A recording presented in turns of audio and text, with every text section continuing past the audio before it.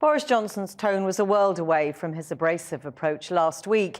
He told MPs that his new plan to replace the Northern Irish backstop was a genuine attempt to bridge the chasm to get a new deal with the EU.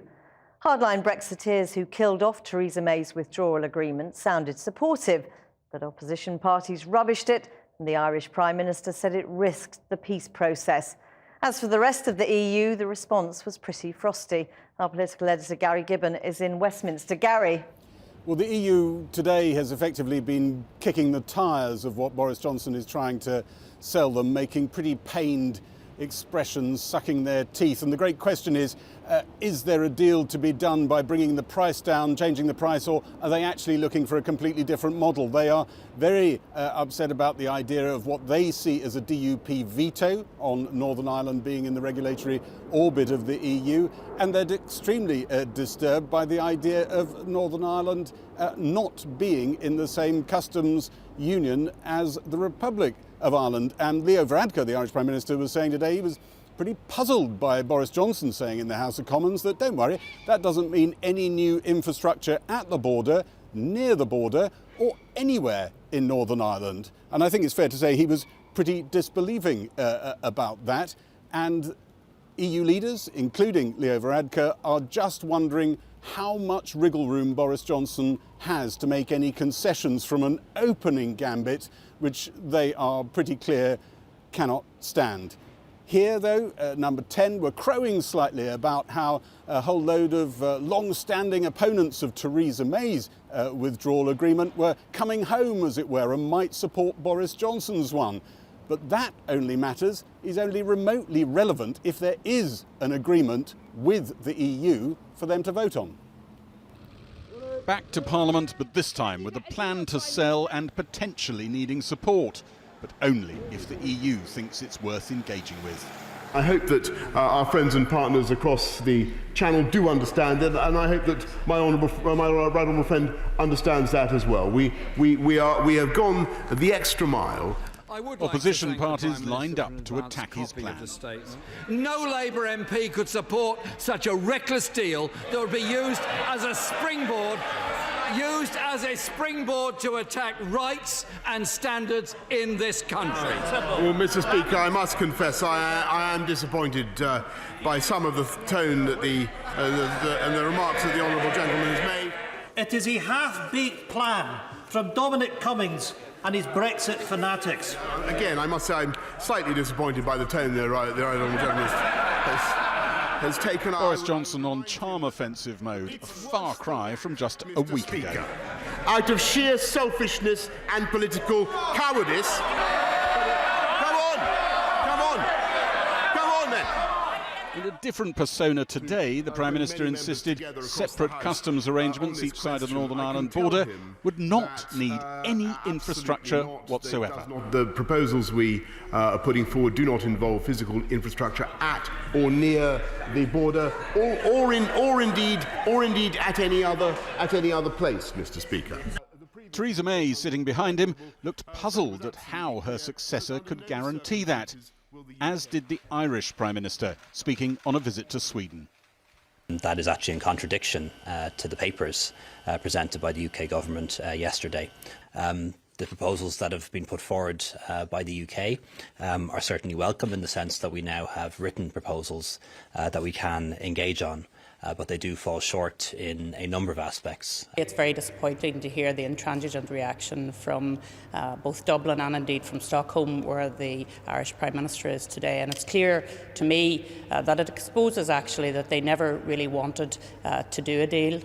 All Northern Ireland's other parties disagree, and the European Council too. Donald Tusk, European Council President, tweeted, "My message to Leo Varadkar, we stand fully behind Ireland. And my message to Boris Johnson, we remain open, but still unconvinced." EU Brexit negotiator Michel Barnier has been briefing member states on the UK offer. Brussels sources wonder if a longer standstill transition might help with progress, if the veto for the Northern Ireland Assembly can be replaced perhaps with a referendum. The question dominating the European jury judging Boris Johnson's handiwork, is that it? Are more concessions possible? Much further down their list of considerations, could it ever pass Parliament? Is it worth working on? The one option. But the chances of finally getting a deal through Parliament excited some here, as veteran opponents of the withdrawal agreement said they could now support it. Mr. Speaker, we now glimpse the possibility of a tolerable deal, and I congratulate my right honourable friend. I congratulate him on getting a deal with the ERG and the DUP. But I remind him that the DUP do not represent the people of Northern Ireland. After Theresa May's deal that failed here but got EU agreement, Boris Johnson may have produced one that could get through Parliament, but not past the EU. Well, our political correspondent Paul McNamara has been speaking to MEPs in Brussels and seeing how Mr Johnson's plan is being greeted there, and he joins us now. Paul, how is it going down? Evening, Jackie. How's this been greeted? Well, in short, very, very badly. Negotiators are meeting in this building tonight to talk through the deal. During the day, MEPs we've been speaking to have been talking down the deal in no uncertain terms. And one notable reaction has been genuine surprise. One source we spoke to very close to the negotiating team told us there were discussions taking place about the possibilities of what Boris Johnson might propose before the deal landed. And one of them was a watered-down backstop. That's what they expected, and our source told us, were that the case, they may have been able to vote that through. But that is not what Mr Johnson has offered, they say. And today, the Brexit steering group have put out a statement saying about what their issues are with Mr Johnson's proposals. You get a measure of the general tone of it from the very first line. They say, "We do not find these last-minute proposals of the UK government in their current form represent a basis for an agreement," adding, "These proposals do not match even remotely what was agreed as a sufficient compromise to the backstop." Now, we caught up with the chair of that group this afternoon. The first thing he wanted to talk about was a story that broke overnight on the website BuzzFeed about a memo from Boris Johnson's aide allegedly saying to MPs that if a deal can't be sought, blame the EU. This is what he had to say. Mr Johnson says that he wants to compromise. Do you want to compromise? The question is not if we want to compromise. We have made a compromise. That was the withdrawal agreement. The question is this a serious compromise? And we have serious doubt about that. Certainly after the leak of a paper document by Downing Street 10 to the Tory MPs to blame the European Union directly. And is that how it feels from the European side? Clearly, if there is a Tory document saying that they have to blame the European Union, then it's obvious that that is the purpose. But there is a second point, and that is the content, naturally. A backstop is in fact a safeguard that is a type of insurance that you never hope to use. That's a backstop. And this is quite the opposite. What is proposed? It's temporary, so it's not for a longer period. It's depending on the consent of an assembly in Northern Ireland that for 3 years have not been seated. It was never in place. And there are serious doubts that it will be in place in the coming years. So if the consent cannot be given, there is no so it doesn't sound like, from your side, a deal at the moment is possible. If it's on this element, it's very difficult. Yeah, even nearly impossible, because it's mainly repackaging the bad ideas that have already been floated in the past. So if it's not possible, what next? No deal or an extension? No, that's a decision to be taken in London. There we have it. Nearly impossible, he says, the likelihood of getting this deal passed. So while Tory MPs can queue up after each other to say they get behind this deal in Westminster, in Brussels, where they have the power to veto this deal, the view is far from optimistic. Paul, thanks very much. Well, Boris Johnson's plans may have been given a cool reception from Europe and the Irish Taoiseach, but how will the proposed all-Ireland regulatory zone work? Under these proposals, Northern Ireland will remain in the single market and stick to the EU's rules on agriculture, food safety and the sale of industrial goods. But that means there'll be a new border in the Irish Sea, with Great Britain outside EU regulations. The plans would also create a customs border between Northern Ireland and the Republic. The Prime Minister believes setting up trusted trader schemes and exemptions for small businesses would simplify customs procedures. One of the issues causing consternation in Northern Ireland is the plan for checks to take place at other designated locations, which could be located anywhere in Ireland or Northern Ireland. It's not clear yet exactly where those checks would take place. Kieran Jenkins has been speaking to the communities and businesses who could be affected by the plans. A place that thought they'd done away with borders, contemplating the introduction of not one, but two. The Prime Minister's Brexit plan has been met in Northern Ireland by businesses big and small, with genuine, well-meaning concern for their very survival. Irwin's Bakery produces over 1 million products a week. Brian Irwin speaks up for the food industry here, worth billions to the economy, and he's alarmed. The proposals could mean that bread, buns, the basics face customs tariffs as they cross the border. Tariffs in our particular category vary between 15 and 25%, depending on the content of the product. Other industries... so 15 to 25% tariff. And that's potentially within the plan that the Prime Minister has currently? Yes, if we end up outside the customs union without some form of trade agreement, which is yet to be negotiated, that is the default position.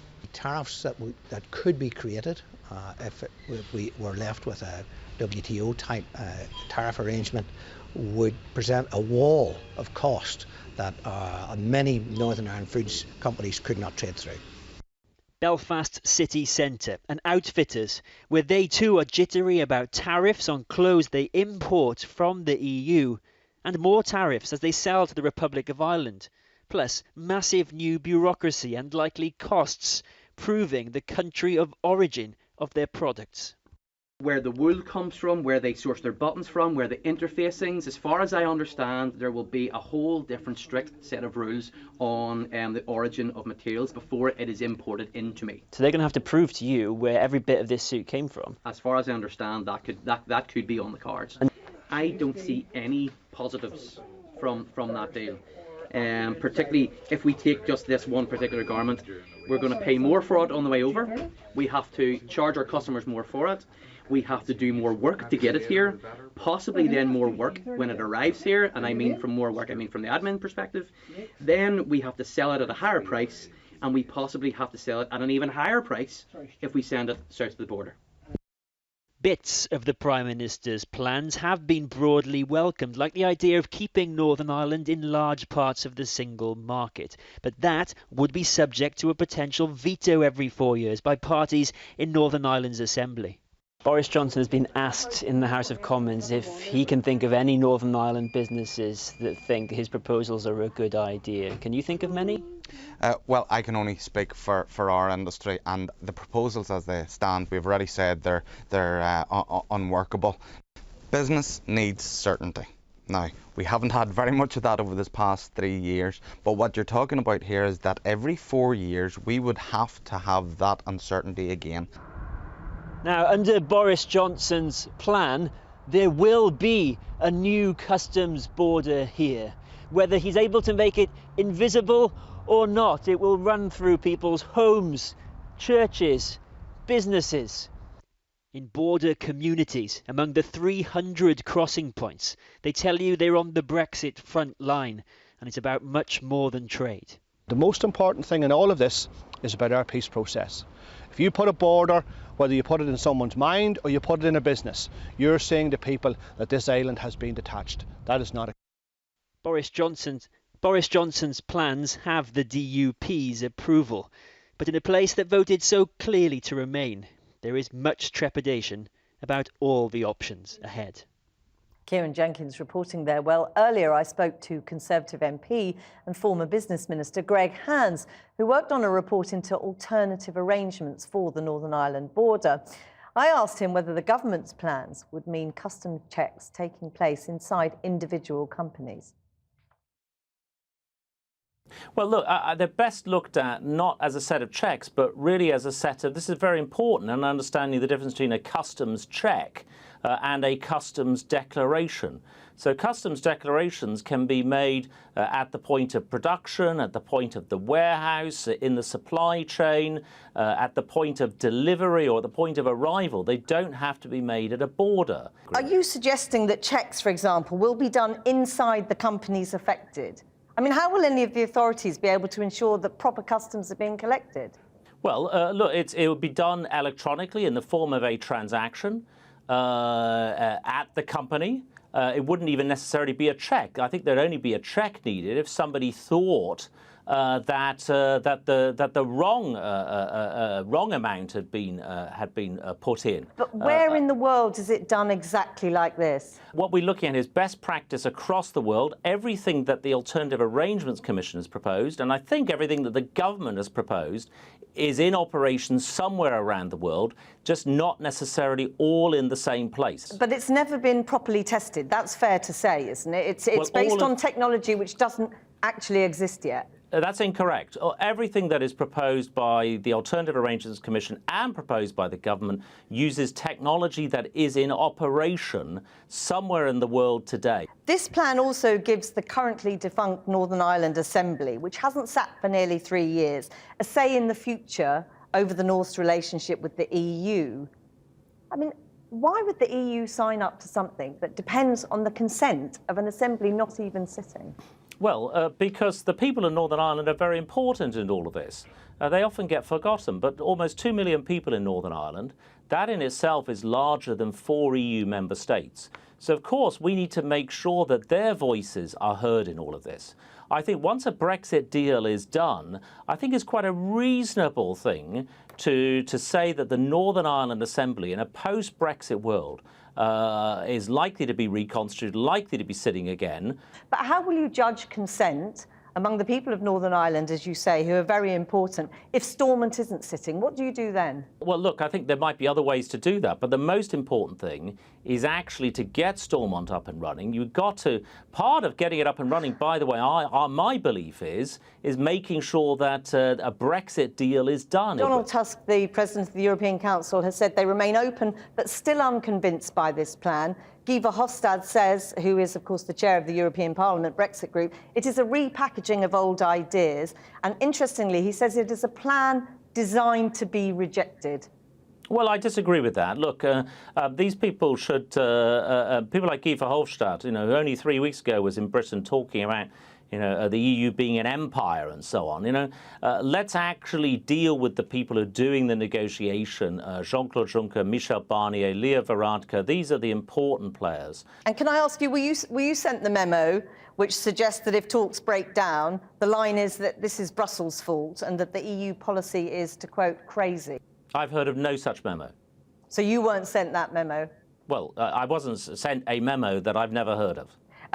There are many people who believe that this is, of course, the plan, that this is much less about getting a deal and simply all about keeping Boris Johnson in power, that it suits the politics for the EU to reject this and we crash out with no deal.